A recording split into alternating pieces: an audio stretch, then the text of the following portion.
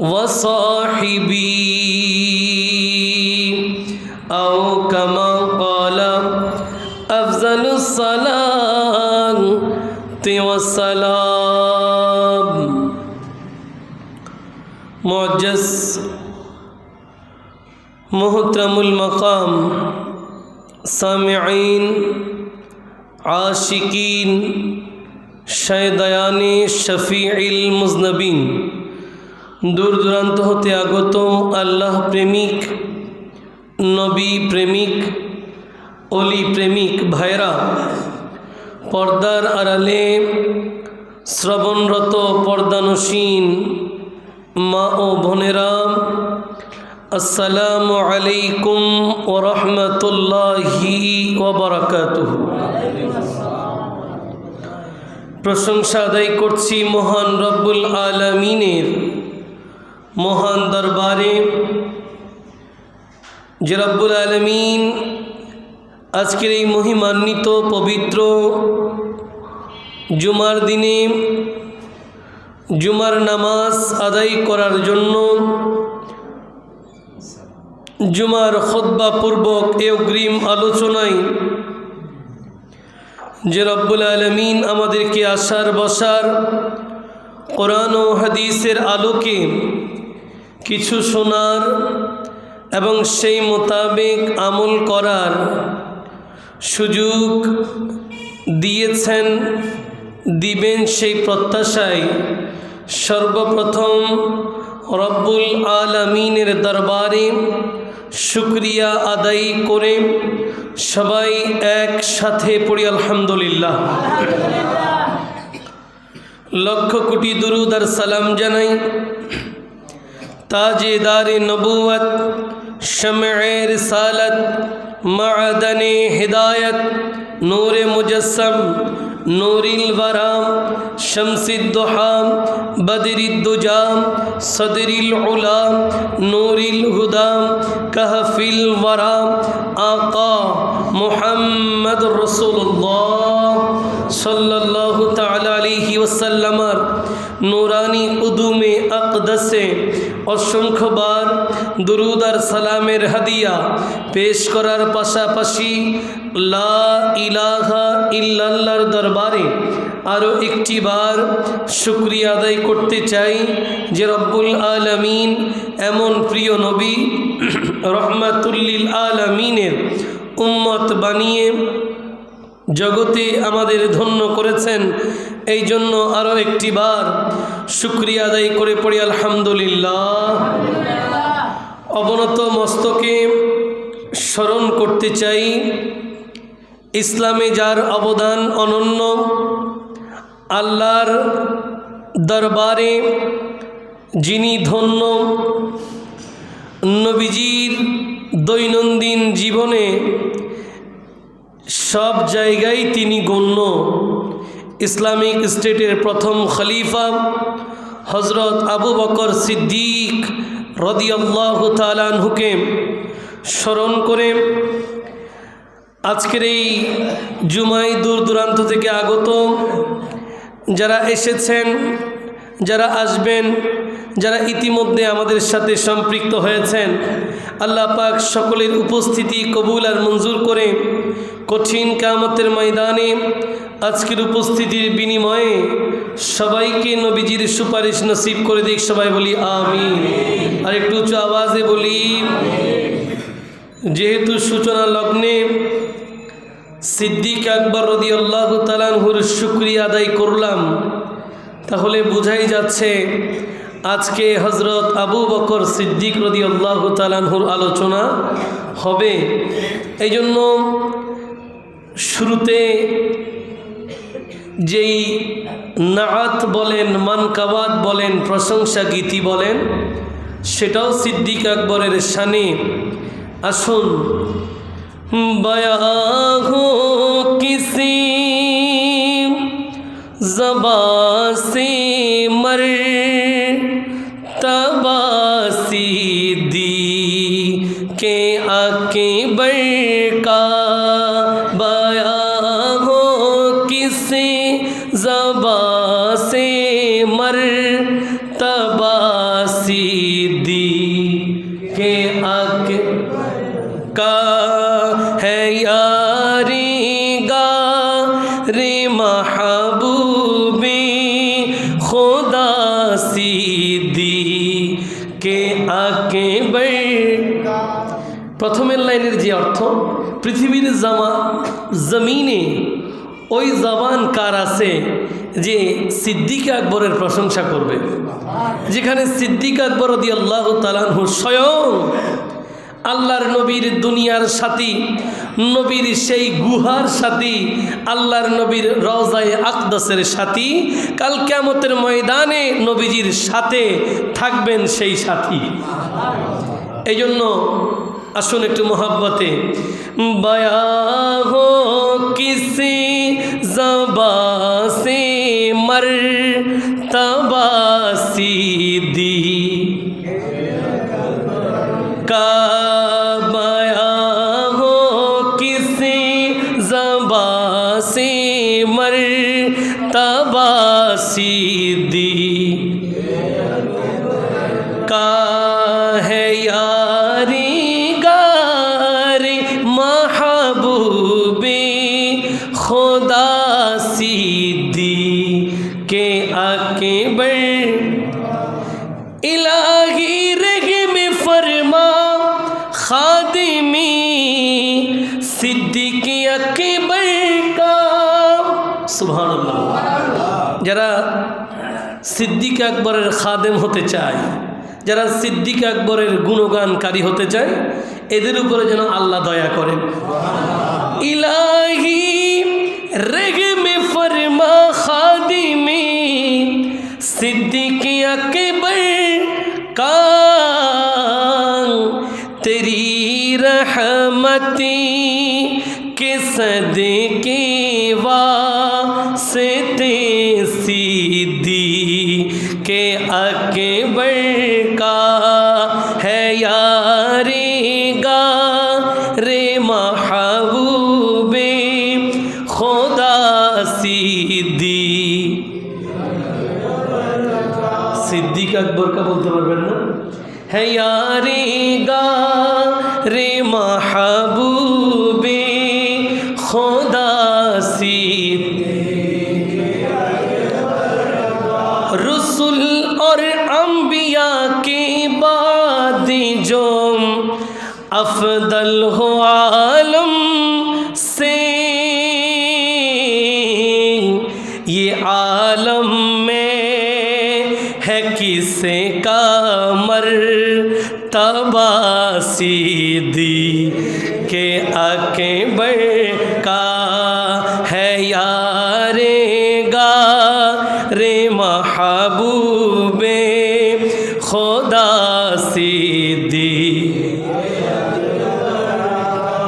गदा सिद्दीक अकबर का खुदा से फजल पाता है,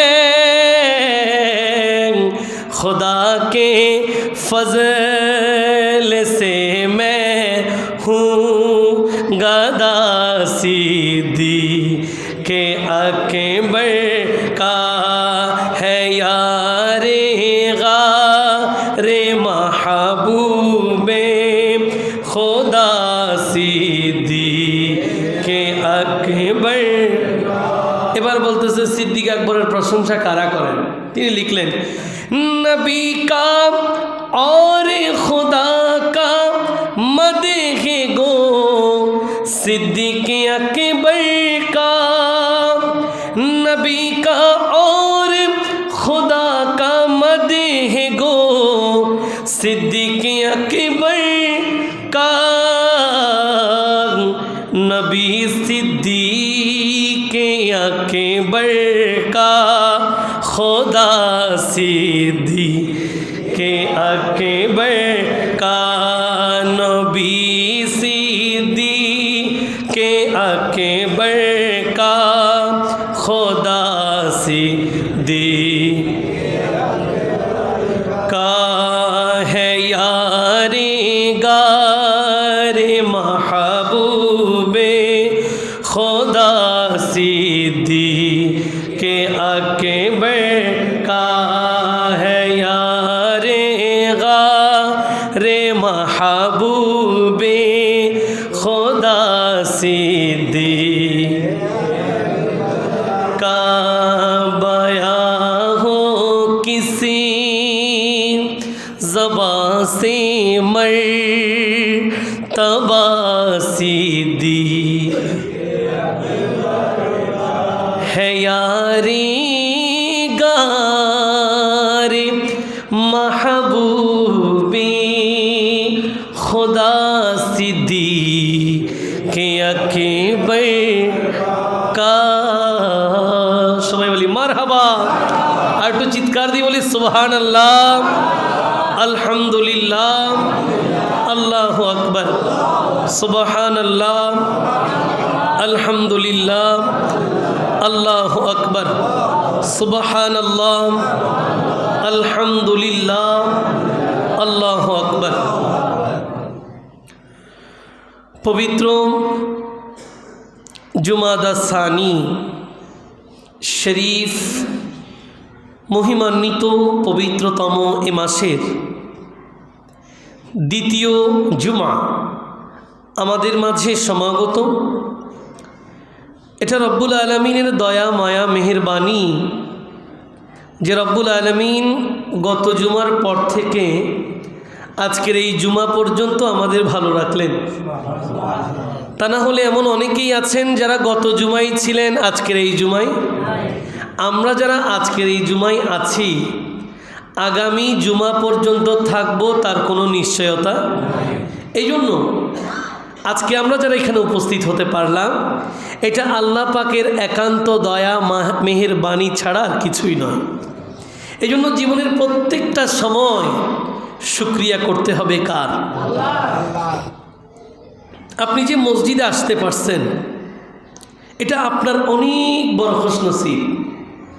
আপনি নিজেকে নির্দ্বিধায় এটা মনে করতে পারেন পৃথিবীর জমিনে হাজার হাজার কোটি কোটি মানুষের চেয়ে আপনি দামি। কেন? এমন অনেক মানুষ আছে যাদের জুমার নামাজ নসিব হয় না। জুমার নামাজ কি হয় না? ইচ্ছায় অনিচ্ছায়। ইচ্ছায়, কথাটা দুই রকম হয়ে গেল। জুমার নামাজ নসিব হয় না, আবার ইচ্ছায়ও বললাম অনিচ্ছায়ও বললাম। ইচ্ছায় অনেকের নসিব হয় না, কারণ তাদের মন মসজিদে দিকে দাবিত হয় না। আল্লাহর দরবারে তারা সেটা চায় না যে আল্লাহ আমাকে তোমার মসজিদে একটু জায়গা দাও, যেন তোমার প্রেমে সিজদা দিয়ে সুবহান রব্বিয়াল আলা বলতে পারে। এটা তারাও দোয়া করে না, আল্লাহও তাদেরকে আসতে দেয় না। আর কিছু আছে অনিচ্ছায়, ইচ্ছা আছে আসবে মসজিদে, কিন্তু এমন অসুস্থতা মসজিদে আসতে পারছে না। কি বলেন, ঠিক কিনা? সেই সময়টা আসার আগে সুস্থতাকে এই জন্য নবী বলেছেন গুরুত্ব দাও। তুমি তোমার জীবনের 5টা বিষয়কে গুরুত্ব দিবে। এর মধ্যে একটা হচ্ছে এটা যে অসুস্থতা আসার পূর্বে তুমি সুস্থতাকে গুরুত্ব দাও। কেন? যখন সুস্থ আছো, যখন হাত আছে, যখন পা ঠিক আছে, যখন শরীর ঠিক আছে, যখন মন ঠিক আছে, তখন আল্লাহর রাস্তায় একটু সময় দাও, একটু সিজদা করো। কেন? যদি অসুস্থ হয়ে যাও তখন আর চিৎকার দিলেও সেই সুযোগ হবে না। এই জন্য আপনারা যারা আজকে মসজিদে আসছেন, আল্লাহ আপনাদেরকে আসার তৌফিক দিয়েছেন। এই জন্য আরেকটি বার আল্লাহকে ধন্যবাদ দিয়ে বলি আলহামদুলিল্লাহ। কেন এই ধন্যবাদ দিলাম? কারণ আপনি যত বেশি আল্লাহকে ধন্যবাদ দিবেন, আল্লাহর দরবারে যত বেশি শুকরিয়া আদায় করবেন, যেটা আমি গত জুমাই বলেছি, এটার কারণে কি হবে? আল্লাহ আপনাকে নেয়ামত বাড়িয়ে দেবেন। মসজিদে আসা যদি আপনি নিজেকে গনিমত মনে করেন যে আল্লাহ আজকে মসজিদে আসতে পারলাম, কিছুক্ষণ কোরআন ও হাদিসের মাহফিলে বসতে পারলাম, আল্লাহ এই সময়টুকুকে তুমি বরকতমণ্ডিত করে দাও, তুমি আমাকে এনেছো, আমি শুকরিয়া আদায় করছি। যখন এভাবে শুকরিয়া আদায় করবেন, আল্লাহ পাক আগামী জুমা পর্যন্ত আপনাকে নিরাপত্তা দেবেন। কারণ সময় তো চলে যাচ্ছে, দিন চলে যাচ্ছে, রাত চলে যাচ্ছে, আপনার দাদার বাবারা চলে গেছেন, দাদার মায়েরা চলে গেছেন, অনেকের দাদা চলে গেছে, অনেকের দাদি চলে গেছে, অনেকের বাবা চলে গেছে, অনেকের মা চলে গেছে, অনেকের বাবা মা আছে, সন্তান চলে গেছে, ঠিক না? অনেকে স্বামী হারিয়ে ফেলছে, অনেকে জীবন সঙ্গিনীকে হারিয়ে ফেলেছেন। কেন? যে কোনো সময় চলে আসতে পারে আপনার ইয়ৌমে আজল, আপনাকে এই পৃথিবী থেকে চলে যেতে হবে। হযরত শেখ সাদি সিরাজি রহমতুল্লাহ আলাই যেই কথাটা প্রায় বলতেন, যেটা আমি আপনাদেরকে সবসময় বলি, তিনি লিখেছেন, সেহেল সালে উমরে আজিজত গুজাশত মেজাজে তো আজহা লেতিফলি নাগাস। এই তোমাদের কি হলো? তোমাদের জীবনের প্রিয় 40টা বছর চলে গেছে, তোমাদের অবস্থার এখনো পরিবর্তন হলো না। আপনি আগে বেনামাজি ছিলেন, এখনও যদি বেনামাজি থাকেন, এটা আপনার জন্য দুর্ভাগ্য। আপনি আগে ইসলামের সময় দেন নাই, ইমানের দিকে সময় দেন নাই, মসজিদের দিকে সময় দেন নাই, এটা আপনার দুর্ভাগ্য ছিল। কিন্তু যেদিন আপনাকে আল্লাহ রহমতের চাদরে কবুল করেছে, যেদিন আপনি মসজিদের মধ্যে একটা কদম বাড়িয়ে দিয়েছেন, আল্লাহুম্মা আফতাহ লি আবওয়াবা রহমাতিকা বলে ডান পা দিয়ে মসজিদে প্রবেশ করলেন, আপনাকে বুঝে নিতে হবে আল্লাহ আপনাকে ভালোবাসতে শুরু করেছেন। কাজেই এই সুযোগ হাতছাড়া করা যাবে না। যেদিন থেকে মসজিদে সুযোগ পাবে আসার জন্য, ওই দিন থেকে যেন মসজিদ আর ছাড়া না হয়, ওই দিন থেকে যেন মসজিদ আমাদের হাত থেকে আর ছুটে না যায়। আল্লাহ পাক আমাদের সবাইকে মসজিদে সময় দেওয়ার তৌফিক দিক। সবাই বলি। গত জুমায় একটি নির্ধারিত বিষয় নিয়ে আলোচনা করার পরে আজকের এই জুমায় আমরা আবারও 2 পর্বের ধারাবাহিক আলোচনার দিকে যেতে চাই। আমাদের আলোচ্য সূচি হযরত আবু বকর সিদ্দিক রাদিয়াল্লাহু তাআলা আনহুর খেলাফত আমাদের আকীদা। জোরে বলেন সুবহানাল্লাহ। আমাদের আকীদা শব্দটা যুক্ত করার পেছনে এটাই কারণ, ইসলামের মধ্যে যেই ফেরকাগুলো তৈরি হয়েছে যুগে যুগে কালে কালে, এদের মধ্যে একটা ফেরকা হচ্ছে শিয়া ফেরকা, যারা হযরত আবু বকর সিদ্দিক রাদিয়াল্লাহু তাআলা আনহুর আফজালিয়ত বলেন, মর্যাদা বলেন, খেলাফত মেনে নিতে চায় না। একটু জোরে বলেন নাউজুবিল্লাহ। এজন্য আজকে আমাদের আলোচ্য সূচি 2 পর্বের হযরত আবু বকর সিদ্দিক রাদিয়াল্লাহু তাআলা আনহুর খেলাফত আমাদের আকীদা। আল্লাহ নির্ধারিত বিষয়ের উপরে আমাকে কিছু বলা এবং 2টো জুমাই আপনাদেরকে আমাদের সাথে থাকা, সবাই মিলে বুঝে শুনে আমল করার তৌফিক দান করুক। সবাই বলি একটু মহব্বতে আল্লাহুম্মা সাল্লি আলা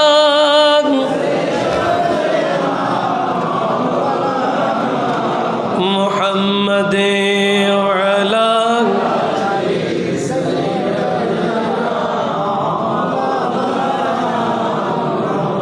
যারা আমাদের ধারাবাহিক মুসল্লি, আপনারা অবগত আছেন যে আমরা ইতিপূর্বে এই জুমাদা সানি মাস আসলে সিদ্দিক আকবর রাদিয়াল্লাহু তাআলা আনহুর শানে আলোচনা করি।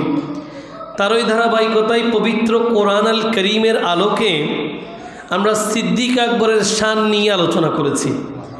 অর্থাৎ বোঝা গেল কোরআনের মাধ্যমে সিদ্দিক আকবর রাদিয়াল্লাহু তাআলা আনহু সমাদৃত, প্রশংসিত, এবং তিনি এমন একজন ব্যক্তিত্ব যার ব্যাপারে নবীজি অসংখ্য হাদিস বলেছেন। তো বুঝতেই পারছেন উনি কোন মাপের আল্লাহর দরবারে মকবুল।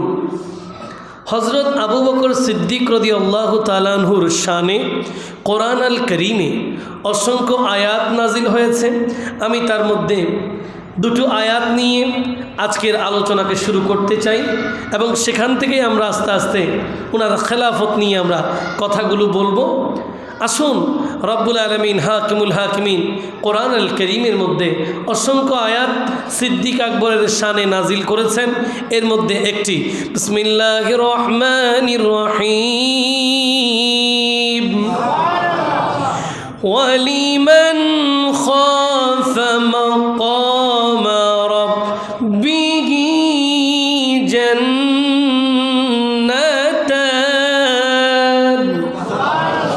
রব্বুল আলামিন হাকিমুল হাকিমিন পবিত্র কোরআনুল কারীমের সূরা রহমানের 46তম আয়াতের মধ্যে এলান করতে লাগলেন। আল্লাহ বলেন, যারা আল্লাহকে ভয় করে, যারা আল্লাহর সামনে দাঁড়ানোকে ভয় করে, তাদের জন্য দুটো জান্নাত।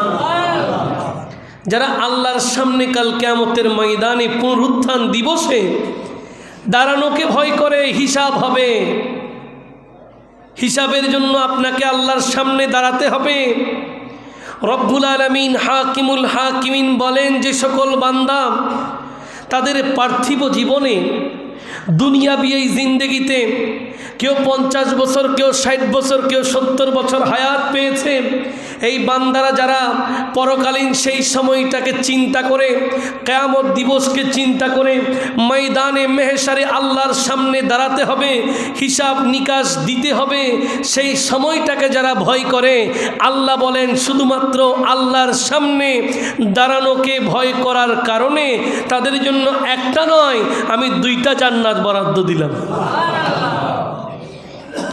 এই আয়াতের পেছনের প্রেক্ষাপট যুগের শ্রেষ্ঠ ইসলামিক স্কলার ইবনে আবু হাতিম ও আবু শেখ রহমতুল্লাহ আলাই, ওনারা হজরত আতা রহমতুল্লাহ আলাই থেকে বর্ণনা করেন যে একদিন হঠাৎ করে হজরত আবু বকর সিদ্দিক রাদিয়াল্লাহু তাআলা আনহু কিয়ামতের সেই কথাকে স্মরণ করে তিনি একটু ভীত সন্ত্রস্ত হয়ে গেলেন।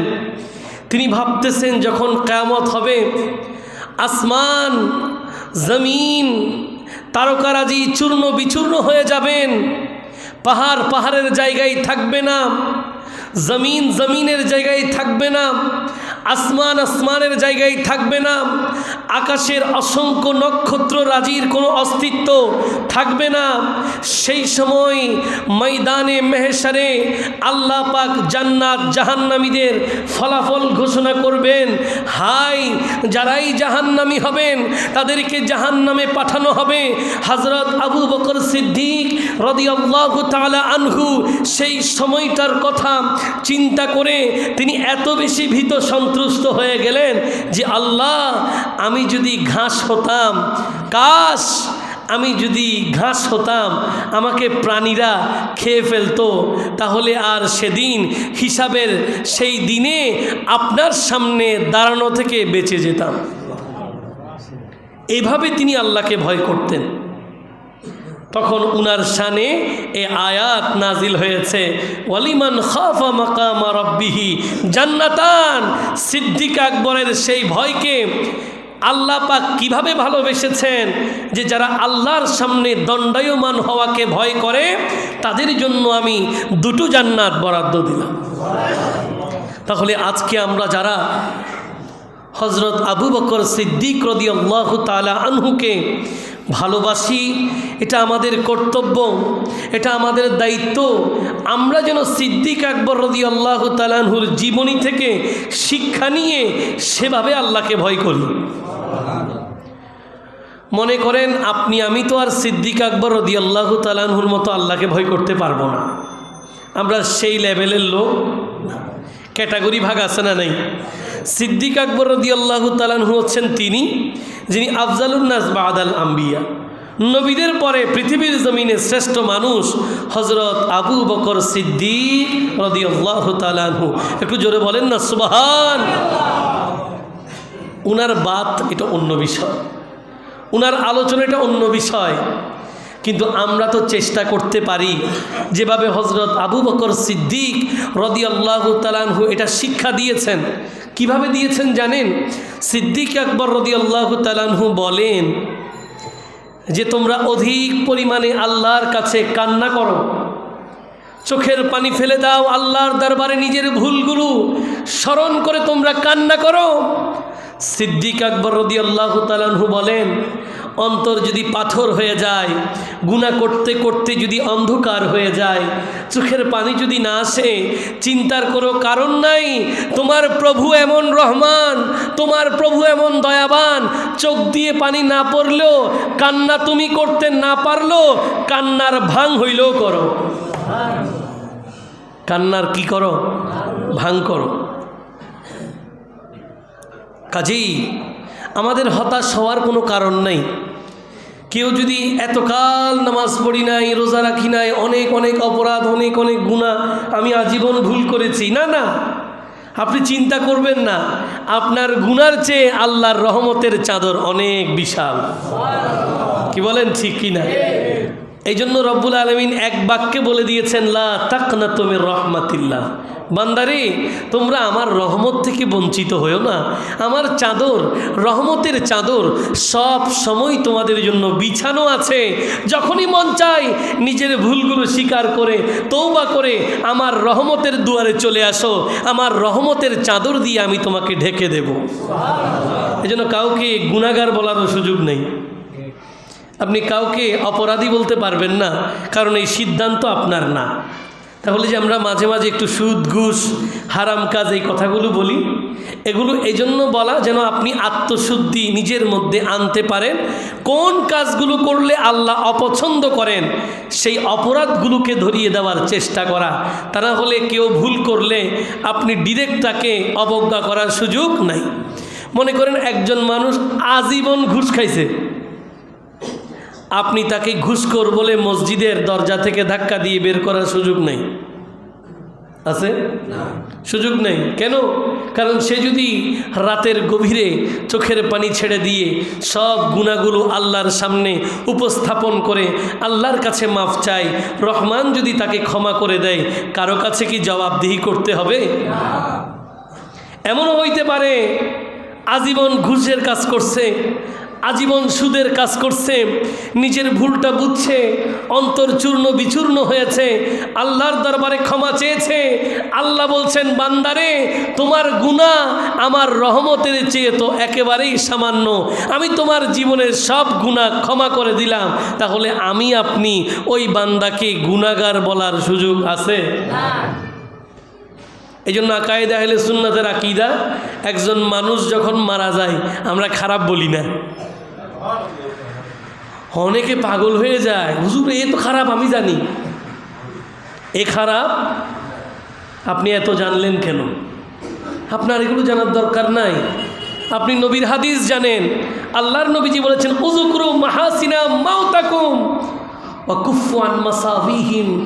একজন মানুষ যখন মারা যায় নবীজি বলেন, তোমরা তার ভালো গুণগুলো আলোচনা করো, তার ভুল থাকলে সেগুলো গোপন করে ফেলো। এখন একজন মানুষ বেনামাজি অবস্থায় মারা গেছেন, নির্দ্বিধায় এটা তার জন্য দুঃখজনক, কিন্তু আপনার বলার অধিকার নেই। আপনার বলার, আপনি তার ভেতরে কোনো ভালো গুণ থাকলে সেটা বলেন, কারণ জান্নাত জাহান্নামের টিকিট তো আমরা দিই না। কি বলেন?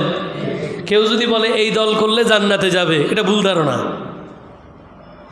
এই দলটা করেন, এটা করলেই ডাইরেক্ট ওয়ে টু জান্নাত, এটা বললে ভুল ধারণা।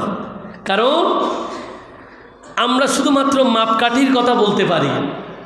যেমন রাসূল আকরাম সাল্লাল্লাহু আলাইহি ওয়াসাল্লাম বলেছেন, ইসলামের মধ্যে ফেরকা হবে 73টা, 72টাই জাহান্নামী, একটা জান্নাতি। সেটা কি? নবী বলেন আহলে সুন্নাহ ওয়াল জামা। আহলে সুন্নাহ ওয়াল জামা কোনটা? বলেন নবী এবং নবীর সাহাবীদের পথ। এখন ওখান থেকে লিক হয়েছে, ওখান থেকে আস্তে আস্তে বিভিন্ন ফেরকা বের হয়েছে। যেমন কেউ একেবারে ডিরেক্ট নবীর উপরে আঘাত করেছেন, যেমন গোলাম আহমদ কাদিয়ানি গ্রুপ, এরা নবীর খতমে নবুয়তকে মানে না। একটু জোরে বলেন না। খতমে নবুয়তকে মানে 72টার মধ্যে একটা। রাগ করলেন? লিকটা কোথায় হয়েছে এটা দেখেন। যেমন এবার সাহাবায়ে কেরামের মধ্যে আসেন, ওখানে একটা গ্রুপ হয়ে গেছে। কারা? মানে আমাদের এই ফেরকাগুলো কিভাবে আসছে? একটা গ্রুপ হয়ে গেছে যারা সিদ্দিক আকবর রাদিয়াল্লাহু তাআলা আনহু, ফারুক আজম রাদিয়াল্লাহু তাআলা আনহু, উসমানে যুন্নুরাইনের খেলাফত মানে না। এরা নবীর পরে মওলা আলীকে মানে, এবং এরা এমন কঠিন দাবি রাখে যেটা মুখে আনাটা আমাদের জন্য কঠিন, শুধু বুঝার স্বার্থে বলা। এরা মনে করেন যে হযরত আবু বকর সিদ্দিক রাদিয়াল্লাহু তাআলা আনহু, ফারুক আজমের খেলাফত, এগুলো ওনারা জোর করে নিয়ে নিয়েছেন। এখান থেকে একটা ফেরকা বাসছে, ওখান থেকে একটা ফেরকা বেরোইল, 72টার মধ্যে একটা গ্রুপ। লিকটা কোন জায়গায় হয়েছে দেখেন। এবার হযরত মাওলা আলী রাদিয়াল্লাহু তাআলা আনহু এবং আমিরে মুআবিয়া রাদিয়াল্লাহু তাআলা আনহু, দুইজনের মধ্যে আবার একটা বিষয় হয়ে গেল। এদিকে আবার মায়েশা সিদ্দিকা রাদিয়াল্লাহু তাআলা আনহার একটা বিষয় আছে সিফফিনের যুদ্ধকে কেন্দ্র করে, ওখানে আবার আরেকটা লিক হয়ে গেছে। কেউ আমিরে মুআবিয়া রাদিয়াল্লাহু তাআলা আনহুর পক্ষে চলে গেছে, কেউ সিদ্দিক আকবর রাদিয়াল্লাহু মাওলা আলীর পক্ষে চলে গেছে। কিন্তু পক্ষে গেলেও এটা সমাধান হয়ে গেছে, গ্যাপটা তৈরি হয়ে গেছে আমিরে মুআবিয়া রাদিয়াল্লাহু তাআলা আনহুর পরে যখন ইয়াজিদ ক্ষমতায় আসলো। আবার কেউ ইয়াজিদের গ্রুপে চলে গেছে, কেউ কারবালার ময়দানে সৈয়দুস সোহাদা ইমামে হুসাইনের পক্ষে চলে গেছে। ওখান থেকে আবার খারেজি ফেরকা আরেকটা তৈরি হয়ে গেল।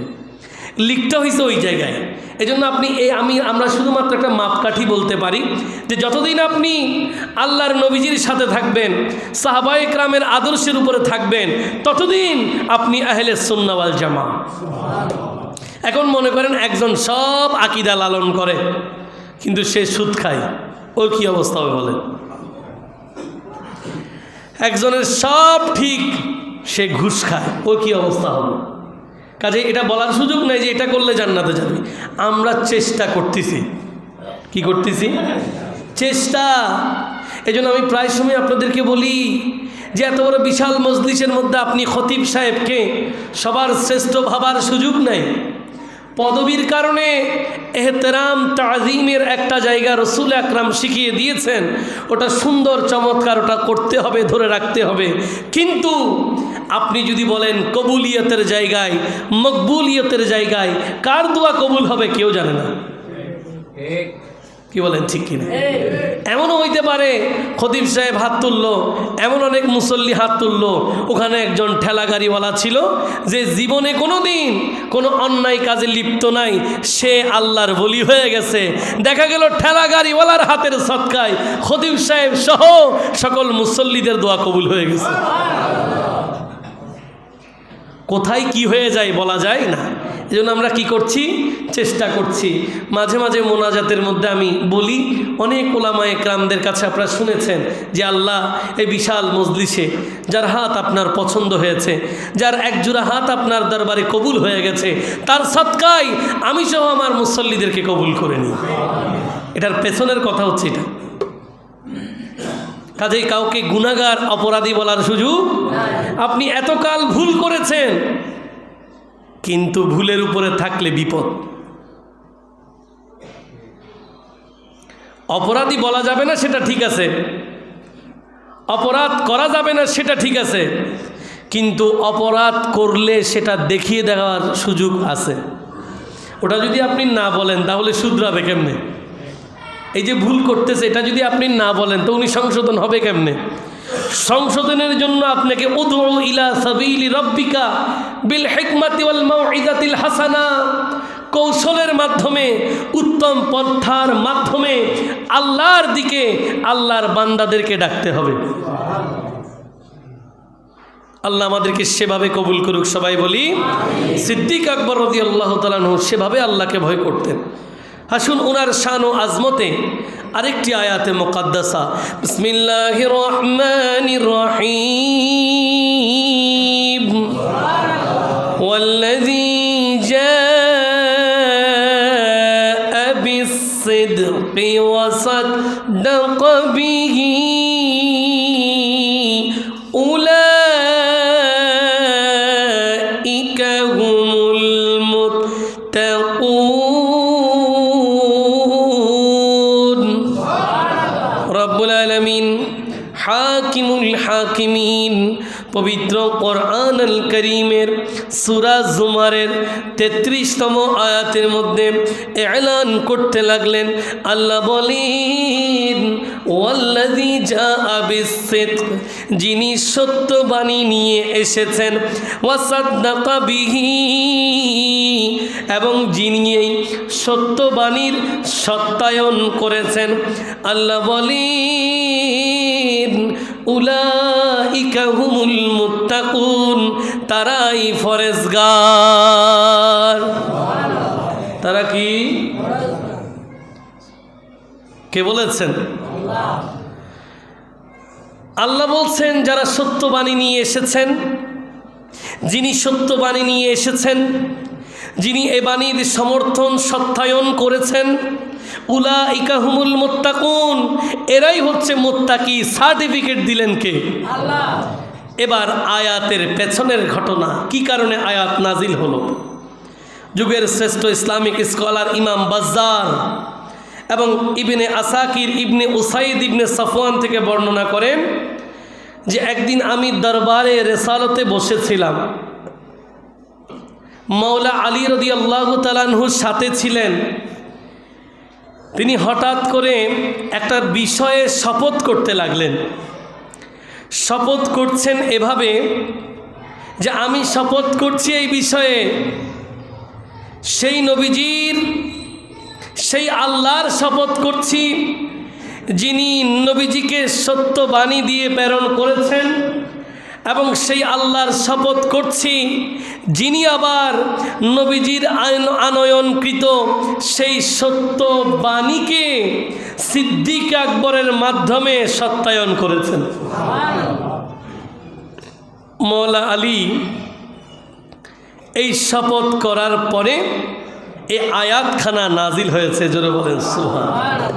এবং মওলা আলী রাদিয়াল্লাহু তাআলা আনহু কাররামাল্লাহু ওয়াজহাহুল করিম, তিনি নিজেই এলান করেছেন যে এই আয়াতের মধ্যে আল্লাযী জাআ বিস-সিদক, যিনি সত্য বাণী নিয়ে এসেছেন, এটা দিয়ে নবীজিকে বুঝিয়েছেন। ওয়াসাদ্দাকা বিহি, যিনি সত্যায়ন করেছেন, এটা দিয়ে সিদ্দিকে আকবর রাদিয়াল্লাহু তাআলা আনহুকে বুঝিয়েছেন। এই জন্য শায়েরা লিখেছেন, अब इससे बढ़कर क्या होगी सना सिद्दीक अकबर की, नबी तारीफ करते थे, नबी तारीफ करते थे, सदा सिद्दीक अकबर की मुसल्लम है, मुहम्मद से मुसल्लम है, मुहम्मद से वफा सिद्दीक अकबर की नहीं भूली है दुनिया को, अदा सिद्दीक अकबर की। চিৎকার দিয়ে বলেন না সুবহান। বলছে अब इससे बढ़कर क्या होगी सना सिद्दीक अकबर की, সিদ্দিক আকবর রাদিয়াল্লাহু তাআলা আনহুর কাছে এর চেয়ে বড় প্রশংসা আর কি হইতে পারে, যেখানে নবী সার্বক্ষণিক সিদ্দিক আকবরের প্রশংসা করেন। কোরআন আল করিমের এই তিলাওয়াতের পরে নবীজি সিদ্দিক আকবরের কি প্রশংসা করেন সেটা একটু শুনে আসার দরকার আছে না নাই? রসুল আকরাম সাল্লাল্লাহু আলাইহি ওয়াসাল্লাম নবীজি বলছেন, কি বলছেন? নবীজি বলেন, লাউ কুনতু মুত্তাখিদাম মিন উম্মতি খালিলা, আমি যদি আমার উম্মতদের মধ্যে কাউকে অন্তরঙ্গ বন্ধু হিসেবে গ্রহণ করতাম, লা আত্তাখাযতু আবা বকর, আমি আবু বকরকে গ্রহণ করতাম। কথাটা বুঝবেন, মনোযোগ আকর্ষণ করছি। ইমাম বুখারী সহিহ বুখারীর মধ্যে এই হাদিসখানা এনেছেন। নবীজি বলছেন, আমি আমার উম্মতের মধ্যে অন্তরঙ্গ বন্ধু মানে বেস্ট ফ্রেন্ড কাউকে গ্রহণ করতাম, তাহলে সিদ্দিক আকবরকে গ্রহণ করতাম। তা এখন কি? নবীজি বলেন, ওয়ালাকিন আখি, সে আমার বন্ধু না, সে তো আমার ভাই। জোরে বলেন না সুবহান। ওয়া সাহিবি, এবং আমার সাহাবি, একটু জোরে বলেন না সুবহান। এই জন্য সিদ্দিক আকবর রাদিয়াল্লাহু তাআলা আনহুর শান ও আজমতের কথা গোটা বছর 52টা জুমায় আলোচনা করলেও শেষ হবে। আমরা যেটা করছি শুধুমাত্র একটু ওসিলা তালাশ করছি, কাল কিয়ামতের ময়দানে নবীর পাশে যখন সিদ্দিকে আকবর রাদিয়াল্লাহু তাআলা আনহু থাকবে, যেন উনার সুপারিশ আমাদের একটু নসিব হয়। এখন আপনি যদি বলেন যে সিদ্দিক আকবর কি সুপারিশ করবে কিনা, এটাও তো একটা প্রশ্নের বিষয়, ঠিক কিনা? আপনারা আমাকে বলেন, ইমাম বুখারী সহিহ বুখারীর মধ্যে এই হাদিসখানা এনেছেন যে আল্লাহর নেক বান্দা ইমানদাররা কাল কিয়ামতের ময়দানে সুপারিশ করবেন। এখন ইমানদার তালাশ করে সিদ্দিক আকবরের চেয়ে বড় ইমানদার কে আছে?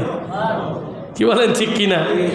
যার শানে বর্ণিত, যার একটা সিজদা এক পাল্লায় দিলে, পৃথিবীর জমিনে যারা আছেন সবার সিজদা এক পাল্লায় দিলে সিদ্দিক আকবর রাদিয়াল্লাহু তাআলা আনহুর ওই একটা সিজদা ভারী হবে। একটাবার চিন্তা করেন, হিজরতের সেই রাত্রিতে কি অবস্থা হয়েছে হজরত আবু বকর সিদ্দিক রাদিয়াল্লাহু তাআলা। নবীজি বলেছেন প্রায় 5-6 মাস আগে প্রস্তুত থাকার জন্য, যে কোনো সময় আল্লাহর হুকুম চলে আসতে পারে, হিজরত করতে হইতে পারে, মক্কা ছেড়ে মদিনায় যেতে হতে পারে। সিদ্দিক আকবর তুমি প্রস্তুত থাকিও। হঠাৎ করে একদিন যেদিন হিজরত করবেন ওই রাত্রিতে হাবিবে মুস্তাফার কাছে আল্লাহ ওহী জানালেন, নবীজিকে ইলহাম করে দিলেন, হাবিব আপনি আজকে রওনা দিয়ে দেন, আজকেই মক্কা ছাড়তে হবে, মদিনায় যেতে হবে।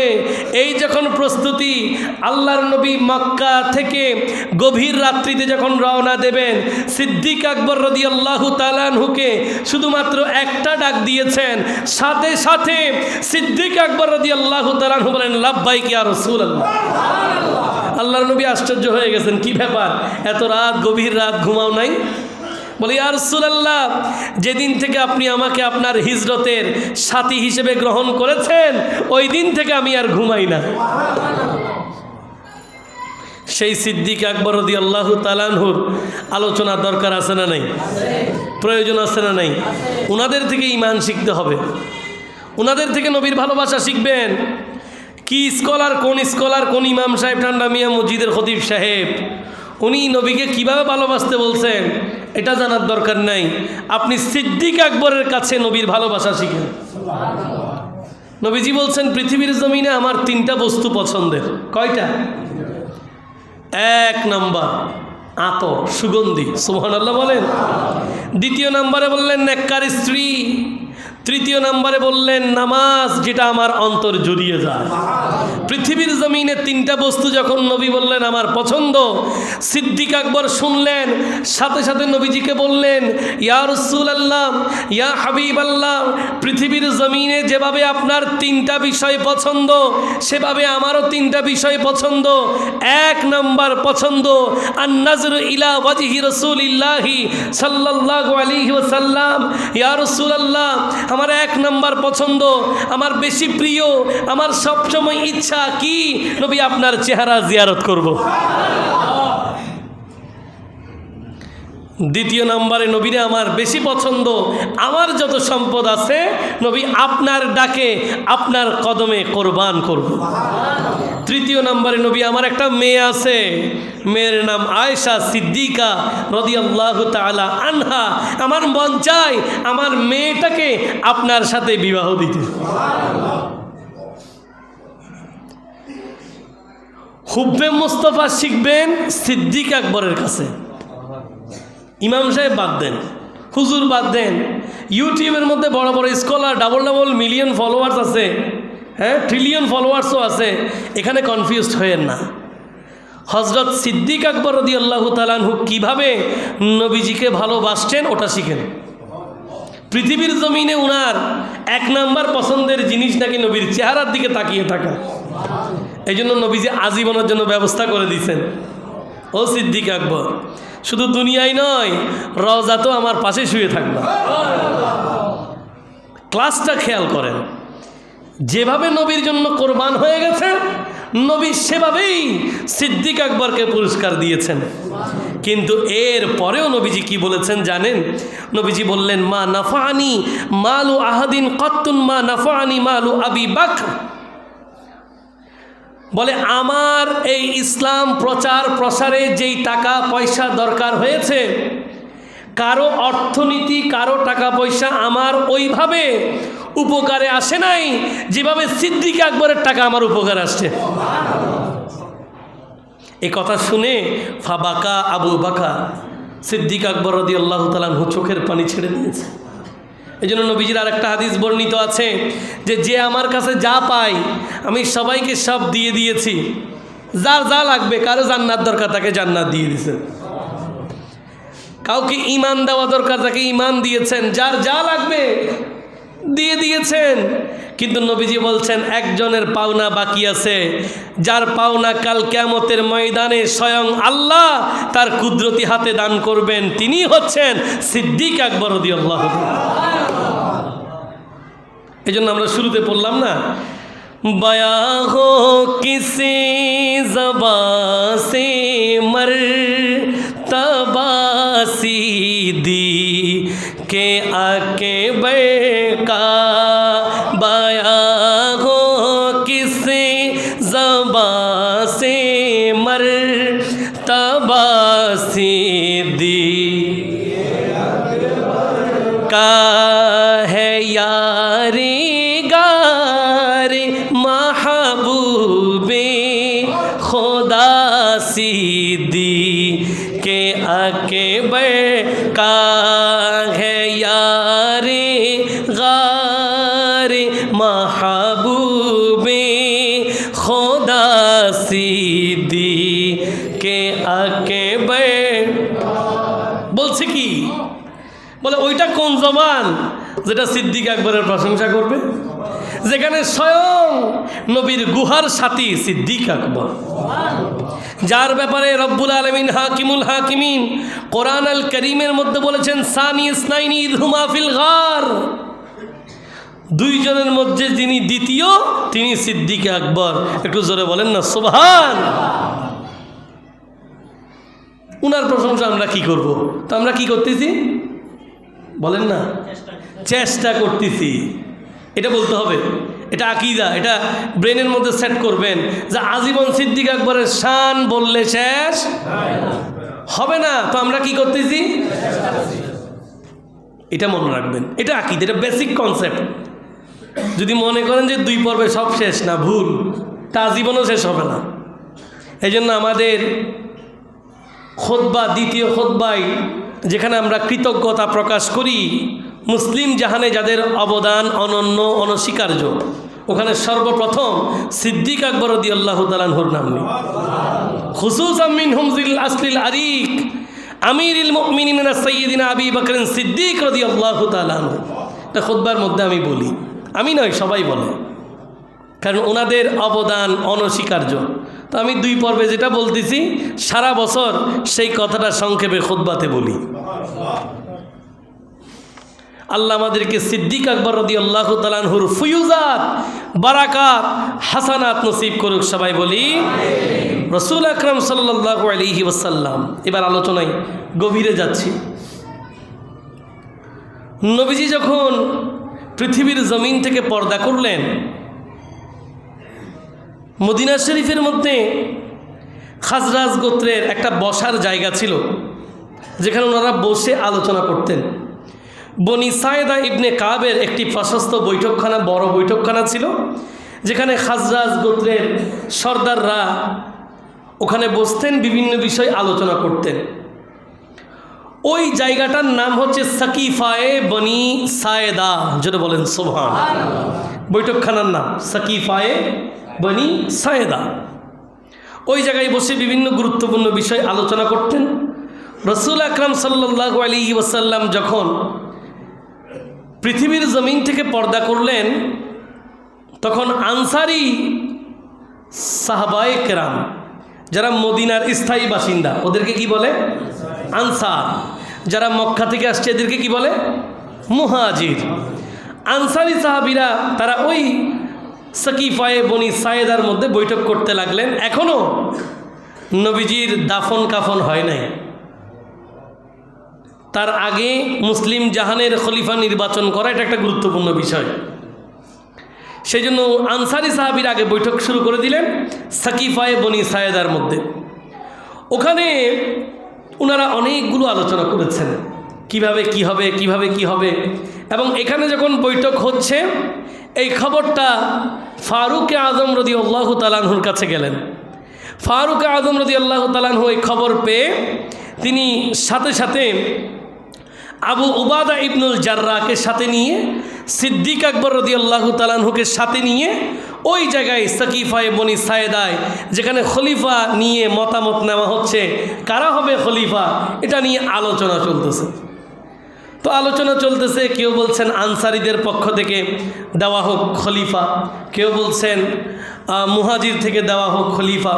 এইভাবে করে অনেক বড় বড় সাহাবীরা আনসারের পক্ষ থেকে মুহাজিদের পক্ষ থেকে বক্তব্য রাখলেন। যেমন বিশেষ করে ওখানে বক্তব্য রেখেছেন সাদ ইবনে ওবাদা রাদিয়াল্লাহু তাআলা আনহু, তিনি বক্তব্য রেখেছেন। হযরত আবু বকর সিদ্দিক রাদিয়াল্লাহু তাআলা আনহু তিনি বক্তব্য রেখেছেন। হযরত হুব্বাব ইবনে মুনজির রাদিয়াল্লাহু তাআলা আনহু তিনি বক্তব্য রেখেছেন। ফারুক আজম রাদিয়াল্লাহু তাআলা আনহু, বিশেষ করে আবু উবাদা ইবনুল জাররাহ, বশির ইবনে সাআদ রাদিয়াল্লাহু তাআলা আনহু, ওনারা সবাই ওই বৈঠকের মধ্যে বক্তব্য রেখেছেন। এটা ছিল বায়আতে খাসা, বিশেষ বায়া, খলিফা নির্বাচনের একদম সুপ্রিম ক্যাবিনেটের মিটিং চলতেছে। সবাই সবার মতো বক্তব্য রাখলে দীর্ঘ আলোচনার পরে সিদ্ধান্ত হয়েছে, সবাই এক জায়গায় উপনীত হয়েছে যে নবী বংশ থেকে কোরাইশ বংশ হতে খলিফা নির্বাচন করা হবে। এই যখন সিদ্ধান্ত সবাই মিলে এক হয়ে সিদ্ধান্ত নিলে সাথে সাথে হযরত আবু বকর সিদ্দিক রাদিয়াল্লাহু তাআলা আনহু দাঁড়িয়ে গেলেন। সাথে দুই হাতে দুইজন, একজন হচ্ছেন ফারুক আজম রাদিয়াল্লাহু তাআলা আনহু, আরেকজন হচ্ছেন নবীর বিশ্বস্ত সাহাবী যাকে নবী আমিন বলেছেন, হযরত আবু উবাদা ইবনুল জাররাহ রাদিয়াল্লাহু তাআলা আনহুকে সাথে নিয়ে দাঁড়িয়ে গেলেন। এরপরে উপস্থিত যারা ছিলেন সুপ্রিম ক্যাবিনেটে উনাদেরকে বললেন, ওয়াকাদ রাদিতু লাকুম আহাদা হাযাইনির রাজুলাইন ফাবায়াউ আইয়াহুমা শি'তুম। এই উপস্থিত জনতা, নবীর সাহাবীরা, এই দুইজন ব্যক্তি খলিফা হওয়ার ক্ষেত্রে সবচেয়ে বেশি যোগ্য। সিদ্দিক আকবর বলছেন, এই দুইজনের মধ্যে যাদেরকে তোমার পছন্দ, যাকেই পছন্দ তার হাতে তোমরা বায়াত গ্রহণ করো। এই কথা সিদ্দিক আকবর রাদিয়াল্লাহু তাআলা আনহু বলতে দেরি ফারুক আজম রাদিয়াল্লাহু তাআলা আনহু এবং আবু উবাদা ইবনুল জাররাহ রাদিয়াল্লাহু তাআলা আনহু দুইজন মিলে সাথে সাথে ওনাকে বললেন, বাল নুবাইউকা আনতা ফা আনতা সাইয়্যিদুনা খায়রুনা ওয়া আহাব্বুনা ইলা রাসূলিল্লাহি সাল্লাল্লাহু তাআলা আলাইহি ওয়াসাল্লাম। দুইজন একসাথে বলতে লাগলেন, ও সিদ্দিক আকবর, আমরা এটা না করে বরং আমরা আপনার কেন বায়াত গ্রহণ করব না? কেন আপনি খলিফা হবেন না? আপনি তো আমাদের সৈয়দ, আপনি তো সবার মাঝে শ্রেষ্ঠ, আল্লাহর নবী আপনাকে শ্রেষ্ঠত্ব দিয়েছেন, আপনি আমাদের সবার মধ্যে সম্মানিত এবং নবীর কাছে সবচেয়ে প্রিয়। এই কথা বলে সিদ্দিক আকবর রাদিয়াল্লাহু তাআলা আনহুকে দ্বিতীয়বার কথা বলার সুযোগ দেয় নাই। ফারুক আজম রাদিয়াল্লাহু তাআলা আনহু, আবু উবাদা ইবনুল জাররাহ রাদিয়াল্লাহু তাআলা আনহু সাথে সাথে সিদ্দিক আকবরের হাতের মধ্যে চুমা দিয়ে উনার হাতে বায়াত গ্রহণ করলেন। দুইজন যখন বায়াত গ্রহণ করে ফেলেছে, এবার ফারুক আজম রাদিয়াল্লাহু তাআলা আনহু বলেন, বায়াআতহু ওয়া বায়াআহুল মুহাজিরুনা সুম্মা বায়াআতহুল আনসার। এরপরে একে একে আমি যখন বায়াত গ্রহণ করলাম, খলিফা হিসেবে সিদ্দিক আকবর রাদিয়াল্লাহু তাআলা আনহুর বায়াত আমি গ্রহণ করে নিয়েছি। এরপরে একাধারে মুহাজিররা যারা ছিলেন সেখানে সবাই বায়াত গ্রহণ করেছেন। এরপরে সবাই আনসার যারা ছিলেন সবাই উনার হাতে বায়াত গ্রহণ করে উনাকে মুসলিম জাহানের প্রথম খলিফা হিসেবে মনোনীত করলেন। এবার সবচেয়ে গুরুত্বপূর্ণ কাজ, রাসূল আকরাম সাল্লাল্লাহু আলাইহি ওয়াসাল্লামের দাফন কাফন সুসম্পন্ন করার পরে বায়আতে খাসায় খলিফা নির্বাচন হয়ে গেছে। এখনও পর্যন্ত যারা তৃণমূল পর্যায়ে ছিলেন তারা তো জানেন না, সবাইকে নিয়ে তো বৈঠক করা সম্ভব না, হাজার হাজার সাহাবী। এবার সবাইকে খলিফার সেই মনোনয়নের মধ্যে বায়াত গ্রহণের জন্য মসজিদে নববীতে ব্যবস্থা করা হলো। হাজার হাজার নবীর আনসারি মুহাজিরিন সাহাবী সেখানে সমবেত হলেন। ফারুক আজম রাদিয়াল্লাহু তাআলা আনহু তিনি সিদ্দিকে আকবর রাদিয়াল্লাহু তাআলা আনহুকে বললেন মসজিদে নববীতে যেই মিম্বরে নবী বসতেন, জোরে বলেন সুবহানাল্লাহ। বলে আপনি সেখানে উঠেন। সিদ্দিক আকবর রাদিয়াল্লাহু তাআলা আনহু উঠছেন না। তিনি আবার বললেন আপনি উঠেন, উঠছেন না। একাধিকবার বলার পরে একেবারে রীতিমতো জোর করার মতো যে আপনি মিম্বরে বসুন। সিদ্দিক আকবর রাদিয়াল্লাহু তাআলা আনহু এরপরে মিম্বরে বসলেন। মিম্বরে বসার পরে ফারুক আজম রাদিয়াল্লাহু তাআলা আনহু জাতির উদ্দেশ্যে এবার ভাষণ দিলেন। তিনি বললেন আল্লাহর হামদ ও সানা করার পরে, নবীজির প্রতি দুরুদ ও সালাম পেশ করার পরে তিনি গোটা বিষয়টা তুলে ধরলেন যে আমরা বায়াতে খাসার মধ্যে সাকিফায়ে বনি সায়েদায় নেতৃস্থানীয় আনসারি মুহাজিরিন সাহাবিরা বসে খলিফা নির্বাচনের আদ্যপান্ত বর্ণনা করার পরে আমরা সবাই ওনার হাতে বায়াত গ্রহণ করেছি। এখন আপনাদের পালা। এই বায়াতকে বলে বায়াতে আম্মা। সুবহানাল্লাহ। ওইটা বায়াতে খাসা, এটা কি বায়াতে আম্মা। এবার সর্বসাধারণের জন্য ওই ব্যবস্থা করে তিনি বলছেন আপনারা তো ভালো জানেন, ফারুক আজম বলছেন আপনারা তো ভালো জানেন, ইন্না আবা বাকরিন সাহিবি রাসূলিল্লাহি সাল্লাল্লাহু আলাইহি ওয়াসাল্লাম ওয়া সানি ইসনাইনি ওয়া ইন্নাহু আউলাল মুসলিমিনা বিউমুরিকুম ফাকুমু ফাবায়াহু। একটু জোরে বলেন না সুবহান। ফারুক আজম রাদিয়াল্লাহু তাআলা আনহু তিনি বলতে লাগলেন আপনারা তো জানেন সিদ্দিক আকবর রাদিয়াল্লাহু তাআলা আনহু তিনি কে? ইনি আল্লাহর নবীর প্রিয় সাহাবী। ইনি কে? যিনি হিজরতের রাতে নবীর গুহার সাথী। উনি কে? যিনি সকল মুসলমানদের মধ্যে শ্রেষ্ঠ কাজে কর্মে। কাজেই আপনারা সবাই দাঁড়িয়ে যান, সিদ্দিক আকবরের হাতে বায়াত গ্রহণ করেন। তখন হাজার হাজার সাহাবী, এমন একটা উৎসব মুখর পরিবেশ তৈরি হয়ে গেল। কার আগে কে বায়াত গ্রহণ করবে? উৎসব মুখর পরিবেশে সবাই বায়াত গ্রহণ করলেন। এভাবেই ইসলামী এই জাহানের প্রথম খলিফা হযরত আবু বকর সিদ্দিক রাদিয়াল্লাহু তাআলা আনহু খলিফা হিসেবে মনোনীত হলেন। জোরে বলেন না সুবহান। এমনকি জোর করে নিতে না। যারা বলেন এরা ভুল বলেন, যারা বলেন ওরা কি বলে? ভুল বলেন। বরঞ্চ সবাই মিলে রীতিমতো সিদ্দিক আকবর রাদিয়াল্লাহু তাআলা আনহুকে দায়িত্বটা নিতে বিভিন্ন দিক থেকে একেবারে বাধ্য করেছেন, কারণ সবচেয়ে বেশি তিনিই যোগ্য। এই জন্য ফারুক আজম রাদিয়াল্লাহু তাআলা আনহু তিনি বলেছেন যে আপনার চেয়ে বড় যোগ্য এখানে আর কেউ নাই। আপনার এই দায়িত্ব নেওয়া ছাড়া মুসলিম জাহানে এখানে আর কাউকে দিয়ে এই কাজ হবে না। কাজেই আপনি খলিফার জন্য সবচেয়ে বেশি যোগ্য। আপনি বাদে এই খেলাফতের দায়িত্ব পালন বড়ই কঠিন। সেভাবেই আপনি দেখছেন পরবর্তীতে হযরত আবু বকর সিদ্দিক রাদিয়াল্লাহু তাআলা আনহুর সুন্দর নেতৃত্বে মুসলিম জাহানের মধ্যে যে বিপ্লব তৈরি হয়েছে, এটা এমনিতে হয় নাই। উনি এসে অনেক গুরুত্বপূর্ণ কাজ করেছেন, যেটা আমরা আগামী জুমায় সেই বিষয়গুলো আলোচনা করে এই সংক্ষিপ্ত বিষয়টাকে ইতি টানতে চাই। তবে ইতি টানলেও এটা ইতি টানা যাবে না। আমরা শুধুমাত্র চেষ্টা করছি যেন মুসলিম জাহান, অন্তত হাজী ঠান্ডা মিয়া সওদাগর জামে মসজিদে যারা দূর দূরান্ত থেকে আসেন, মাইকের আওয়াজে যারা শুনছেন, এমনকি পর্দার আড়ালের মা ও বোনেরা, এরা যেন জানে মুসলিম জাহানের প্রথম খলিফা তিনি কেমন ছিলেন। তাদের জন্যই এই আলোচনা, আপনাদের জন্য এই আলোচনা। আপনারা নিজেরা এই জুমা থেকে যেটুকু শিখে যাবেন, যেটুকু জেনে যাবেন, এই সবগুলো বাকিদের মাঝে একটু একটু করে বলবেন। এই আকীদাগুলো ছড়িয়ে দেবেন। কেন? আপনি যা জানেন তা যদি মানুষের মাঝে ছড়িয়ে না দেন, এমনও হতে পারে যে অনেকের ঈমান ধ্বংস হয়ে যাচ্ছে। কি বলেন, ঠিক কিনা? আল্লাহ পাক হযরত আবু বকর সিদ্দিক রাদিয়াল্লাহু তাআলা আনহু সেই ফুয়ুজাত, বারাকাত, হাসানাত আমাদের সবাইকে নসিব করুক। সবাই বলি সিদ্দিক আকবর রাদিয়াল্লাহু তাআলা আনহুর শান ও আজমত বলে শেষ করা যাবে না। রাসূল আকরাম সাল্লাল্লাহু আলাইহি ওয়াসাল্লামের যিনি সার্বক্ষণিক দামি ছিলেন, সবসময় যিনি আল্লাহর নবীর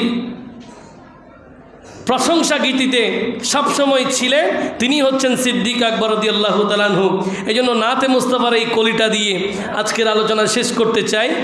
রাসূলুল্লাহ কি লুৎফ করম সে মিলা গে ये रुतबा। सुभान अल्लाह। रसूलुल्लाह की लुत्फ मिलागे ये रुतबा मदद करता रहा हरदम मदद करता रहा हरदम खुदा से दी के आके बढ़ के मुसल्लम है मोहम्मद से वफा सिद्दी के आके बढ़ की नहीं भूली है दुनिया को अदा सिद्दीक़ আকবার কি। সবাই একটু চিৎকার দিয়ে বলি মারহাবা। আল্লাহ আমাদের আজকের এই প্রথম পর্বে এখানে ইতি টানতে চাই। আগামী পর্বে আপনাদেরকে অগ্রিম আমন্ত্রণ জানিয়ে আজকের এই জুমার আলোচনা শেষ করার পূর্বে একটি সহযোগিতার জন্য আমার কাছে একটি চিঠি এসেছে। একজন শিশু, ওনার নাম কাফিয়া, বয়স 3 বছর, থ্যালাসিমিয়ায় আক্রান্ত। তার বাবা খুবই গরিব, তার চিকিৎসার জন্য আপনাদের কাছে একটু সহযোগিতা চেয়েছেন। আসলে আমি প্রায় আপনাদের কাছে এভাবে সহযোগিতার কথা বলি, তার কারণ হচ্ছে দেখেন, মানুষ বিপদে না পড়লে তো কেউ আসে না, ঠিক কিনা ভাই? আপনার 5 টাকা 10 টাকা দিয়ে যদি কারো একটা নাফা ট্যাবলেটের একটা কষ্টটা যদি গুছানো যায়, খারাপ হবে? কাজেই মাঝে মাঝে আপনাদেরকে আমি বলি, আপনারা কোনো দিন বিরক্ত হবেন না। মসজিদ থেকে তো আমরা দান করার সেই শিক্ষাটাই নিই, ঠিক না? আমাদের ভাইয়েরা বাইরে দাঁড়াবেন, আপনারা আপনাদের সামর্থ্য অনুসারে সহযোগিতা করবেন। ভালো থাকবেন, সুস্থ থাকবেন, সেই